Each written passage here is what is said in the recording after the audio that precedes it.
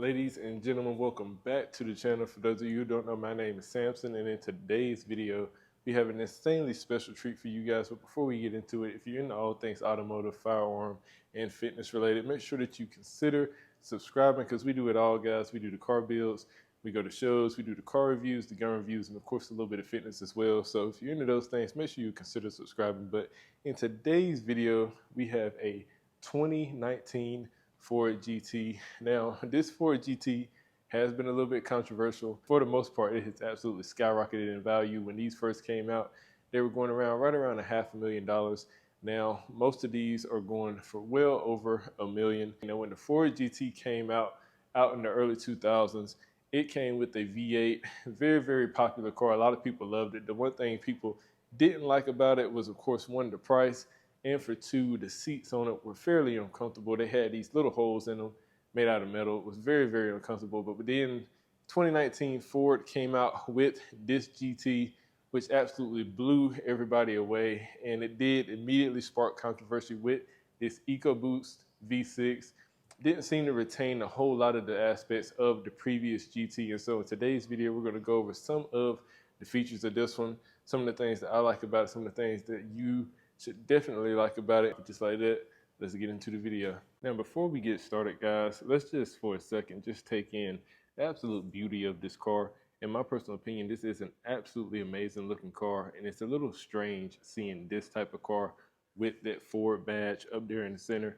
Now, for the longest time, Corvette has kind of been the affordable supercar, and the Ford GT was sort of like on the high end of things. A lot of people couldn't really attain it, but it was definitely, in terms of the rarity of it, a little bit better than the Corvette. And so when Ford came back out with this, just an absolutely insane styling that they decided to go with it.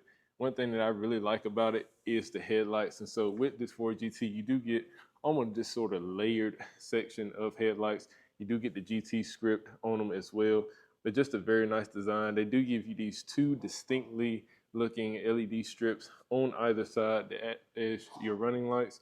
And like I mentioned, that layered design, very, very nice look to this headlight cluster. You do also get these strakes that run along the cluster as well. Moving from the headlight assembly down to this front bumper area, lovely front sort of grille area that you have right here in the front. It is a very, very open area, and it helps bring air from the front of this vehicle up through these coolers and out of the back of these heat extractors to help make sure that this engine stays cool.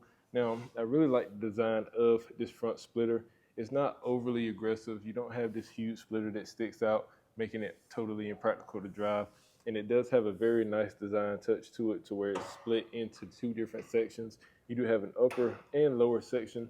And if you weren't up close to this car, it would be hard for you to actually be able to even see that very, very small design cue that Ford incorporated. But it is very, very nice to have. Very refreshing splitter on the car. Now, coming from this front grille area down to the side, you do have a little bit of a pathway that funnels air around the side of this vehicle and out around this wheel well area to help sort of make this car a little bit more aerodynamic, help it cut through the air a little bit more efficiently.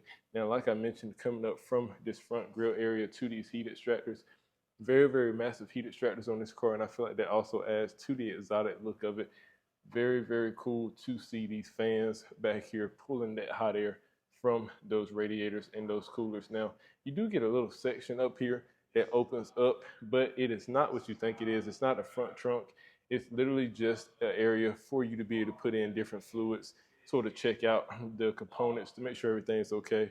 Your actual trunk is in the back. It's very, very small, but you do get one. But overall, very nice design to the front of this Ford GT. Now, with this being a black car, it is a little bit more difficult for you guys to be able to see some of the design details on the car. But what I will say is that they are absolutely insane. And so up front, you do get these carbon ceramic brakes with an absolutely insane two-piece rotor setup with that aluminum hat, helping, like you guys have probably heard in a lot of my other videos, reduce their rotational mass and help with heat dissipation. Now, you do get an absolutely massive set of 6-piston Brembo calipers, which is absolutely insane. And I love the stock wheels on this Ford GT.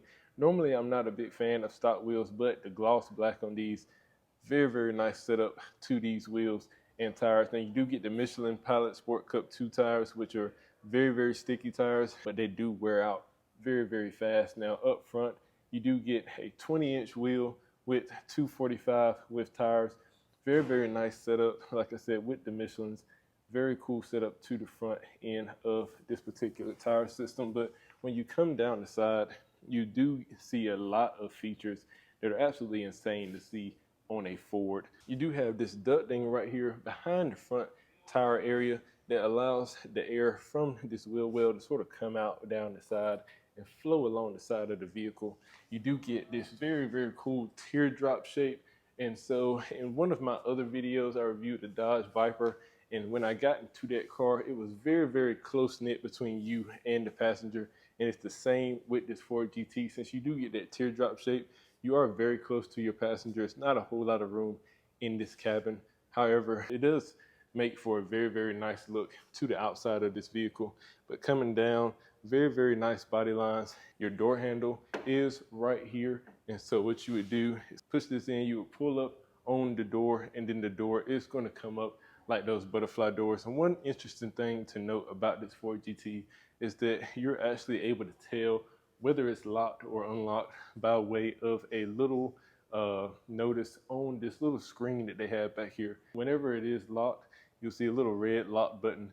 Whenever it's unlocked, you'll be able to see where part of the lock is gone, which is very, very cool to see in a car like this, especially at this price point. I don't think I've seen it in any other car. Coming from the door down to further on the side of the vehicle, you do have another little duct right here that helps channel the air from the side down to the back right here where your other wheel well is. And then of course you'll have some more ducting channeling air out of that wheel well. Now, one thing that's very, very cool about this Ford GT is these floating vents that they have on the side. Now, many people call these the flying buttresses that the Ford GT has. And so you're able to sort of stick your hand all the way back here, which is a very, very cool design feature.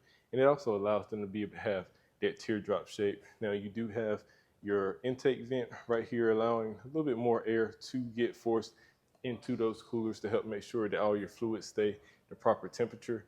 And when you come to the rear of this car, you get an absolutely insane wheel and tire setup. You do still get those 4 piston Brembo calipers with this massive carbon ceramic rotor. Again, it is a 2-piece design, but instead of the 245 with tires that you get on the front, you get 3 45s here in the back, which is absolutely insane. Still the same 20-inch rim. And like I mentioned earlier, I really like the design of the stock rims on this Ford GT. The gloss black looks absolutely insane. All right, guys, moving from the wheels and the side of this Ford GT and moving to the back, you can see you have absolutely insane styling to the rear of this car. And guys, when I say insane, I mean, this is probably one of the most craziest rear ends of a car that I've ever seen. Of course, you do have this absolutely massive wing that is, of course, functional. And so whenever you are going into sport mode or driving at speed, the wing is going to move based off of the optimal angle it needs to be at in order to give you the most downforce or to make you the most slipperiest through the air. And I keep talking about sport mode and track mode, and one thing that I won't be able to show you guys today, but one thing that's cool about this Ford GT is that whenever you put it in the track mode, it absolutely flattens itself. And so it goes down probably within about a nanosecond.